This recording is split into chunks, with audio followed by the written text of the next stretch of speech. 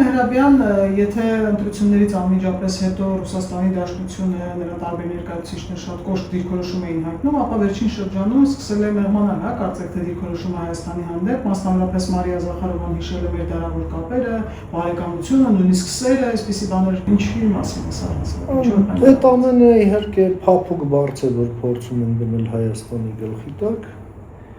որովհետև ընտրություններից հետո այն ինչ տեղի ունեցավ, ցույց տվեց ակնհայտ մի բան, որ բոլոր այն դատողությունները, որ այս ճգնաժամը Հայաստան-Ռուսաստան հարաբերություններում ընդհանրապես նախընտրական մի ինչ-որ դրսևորում է ռուսական քաղաքականության մեջ, փաստորեն դուրս եկան, որ սին են, որովհետև դրանից 5 օր անց հունիսի 12-ին Ռուսաստանը նաև արգելք հայտարարեց Հայաստանի բեռների տարանցման համար Ռուսաստանի տարածքում։ Եվ ըստ էության մենք տեսնում ենք, որ այս ճգնաժամը կարող են սիմպտոմները թուլանալ, բայց ինքնին ճգնաժամը դրանք չեն վերացնում։ Եվ այս ամենը ուղղակի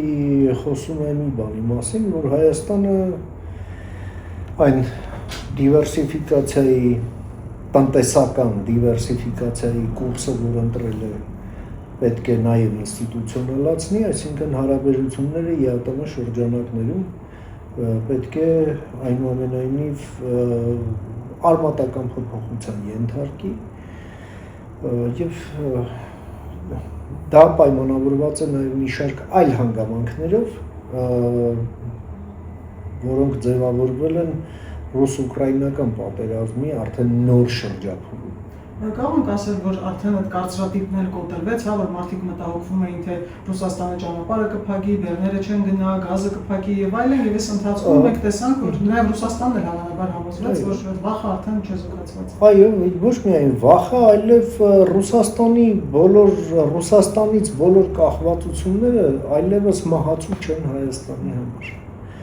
Սա ամենակարևոր արձանագրումն է, որ պետք է անենք։ Եվ երկրորդ, այդ կախվածությունները Հայաստանի համար նաև կապանքներ են յուրովի, որոնք ուղղակի Հայաստանի զարգացումն են խաթարում։ Եվ Հայաստանի ներքաղաքական եւ արտաքին քաղաքական օրակարգերի իրականացումն են խաթարում։ Հա մասնավորապես փոխկապակցվածության ձևավորումը, խաղաղության գործընթացը, ժողովրդավարեցման գործընթացը, ռեֆորմները, այդ ամենի խոչընդոտը այսօր Ռուսաստանն է։ Եվ բոլոր այս կախվածությունները ուղղակի գործիքավորվել են Ռուսաստանի կողմից Հայաստանի դեմ ճնշումներ գործադրելու նպատակով։ Եվ Հայաստանն ուղղակի այս ճանապարհին երկու շատ կարևոր անելիք ունի, որը լակմուսի դեր է կատարելու Հայաստանի մտադրությունների անշրջելիության վերաբերյալ, հա, դա իհարկե առաջինը երկաթգիծն է, որ այդ կոնցեսիան պետք է ուղղակի խզվի Հայաստանի կողմից եւ ատոմային պրոյեկտը։ Ատոմային պրոյեկտը, այո, Հայաստանը պետք է իր զարգացնի ոչ Ռուսաստանի հետ եւ ցանկալի է իհարկե Միացյալ Նահանգների հետ, որովհետեւ դա իր հետ բերելու է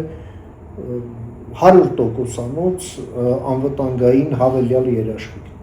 Այս ամեն ինչին զուգահեռ Սամվել Կարապետյանը եւ նրա ղեկավարած ուժը բարձվում է ինչ-որ տրիգեր են սպասում, որպեսզի իշխանապետություն անեն եւ վերջերս նա հայտարարել է, որ ես նախորդ անգամ ասացի, լինելու է տրիգեր, որը նույնությունը օգտագործելու է, իրենք կորցրել են իրականությունը, չեն հասկանում ինչ են անում։ Ինչ տրիգերի մասին է խոսքը։ Չգիտեմ, ենթադրում եմ դա երևի այն եզրասի աղոթքն է Գագիկ Ծառուկյանի պատվին։ Սա իհարկե կատակ էր, բայց ես չեմ պատկերացնում ինչ տրիգեր պետք է լինի, որովհետև այդ տրիգերի տեղերը ջարդված են։ Այդ տրիգերի տեղերը տրաքում են ամենօրյա ռեժիմով, Պուտինի կափարիչն է, այսպես էպիկական թռիչքներ իրականացնում, այդ տրիգերը որտեղից է լինելու, ուղղակի թե որ ասում են թող ասեն։ Եվ խոսենք նաև Եվրամիությունից եկած մի ուղերձի մասին, Կայա Կալասը հայտնել է, որ Հայաստանի համար կստեղծվի ԵՄ-նոր գործընկերային առաքելություն հակազդելու համար հիբրիդային սպառնալիքներին։ Որքանով սա կօգնի Հայաստանին պաշտպանել հիբրիդային գրոհներից։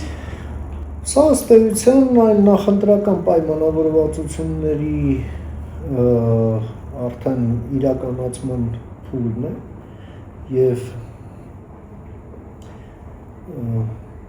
ըստ էության նաև մեր պետության արձանագրումը, որ մենք խոցել ենք հիբրիդային վտանգների առաջ եւ մեր կարողությունները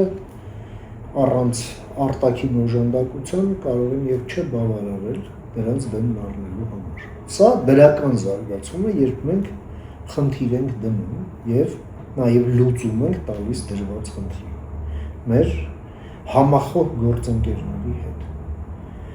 Սա շատ դրական զարգացում է եւ կարծում եմ, որ Հայաստանը օրենսդրությամբ էլ պետք է ամրապնդի իր ինստիտուցիոնալ կարողությունները, որովհետեւ այստեղ մեծ բացեր կան։ Ես ուզում եմ ուղղակի հիշեցնել մեր կենտրոնական ընտրական հանձնաժողովի նախագահի այն ռեպլիկը, հա, որ երբ ասում էին իսկ Մոլդովայի տարբերակով ինչու պետության դեմ գործող քաղաքական ուժերը լեգալ հնարավորություն են ստանում, այլ չի կասեցվում իրենց այդ իրավունքը, նա ասաց, որ Մոլդովայի օրենսդրությունից մեր օրենսդրությունը մեջբերում է արմատապես տարբերվում։ Եվ ուրեմն մեր խնդիրն է, որպեսզի ոչ միայն չտարբերվեն, այլ ավելի ուժեղ լինեն, որովհետև աշխարհագրությունն էլ իրանն է անում, Հայաստանն ավելի բաց է հիբրիդային վտանգների աղբյուրների առաջ, որ կարող է լինել, եւ Հայաստանը պետք է ոչ միայն չտարբերվի իր օրենսդրությամբ, այլ ավելի ուժեղ լինի եւ այդ իմաստով ես կարծում եմ, որ ճիշտ խորհուրդներ Եվրամիության առաքելությունից եւ ոչ միայն առաքելությունից կտան։ Եվ որպես ձերի խորհուրդ ես ուղղակի Եվրամիությունից չեմ եւ պատրաստ եմ համարելով, որ ծառայում եմ Հայաստանի Հանրապետությանը, ուղղակի ասել հետևյալը, որ ռուսական կուսակցությունը Հայաստանում պետք է ջախջախվի հիմնահատակ։ Հայաստանում ռուսական ներկայությունը պետք է վերացվի հիմնահատակ։ Եվ այո, սրանք աշխատանքներ են, որոնք պետք է իրականացվեն թե օրենսդրական, թե իրավակիրառական հարթություններում։ Խոսենք նաև ԵԱՀԿ գլխավոր քարտուղարի հետ ռուս բանկերների զրույցի մասին, որտեղ վերջինս խոստանում է օգնել Փաշինյանին պայքարել Կտրիշ Ներսիսյանի դեմ, որոշները շտապեցին սահմանափակել, թե սա ապացույց է, որ իշխանությունն օգտվում է արևմտյան կառույցների աջակցությունից։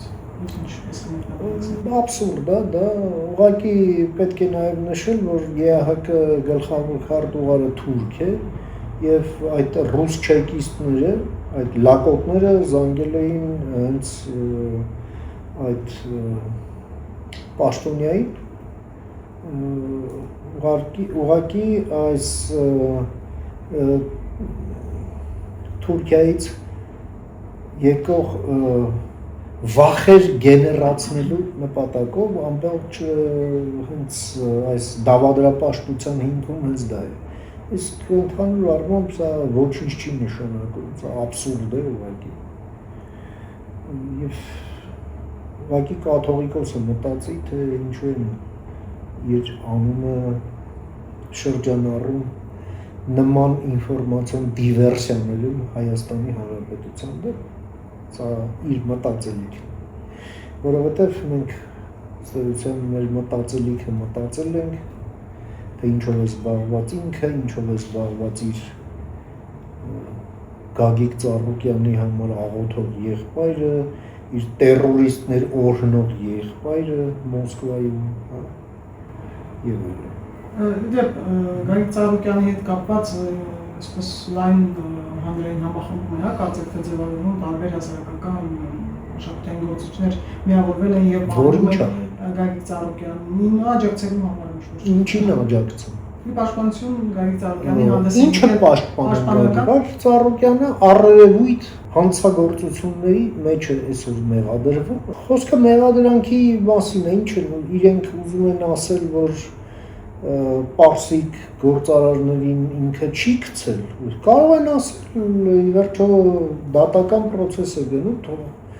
փաստաբան վարձեն եւ նա ապացուցի, որ Գագիկ Ծառուկյանը սուրբ է։ Ինչ խնդիր։ Ազատ երկիր է, բայց հալածանքի մասին խոսք չկա։ Ուրիշ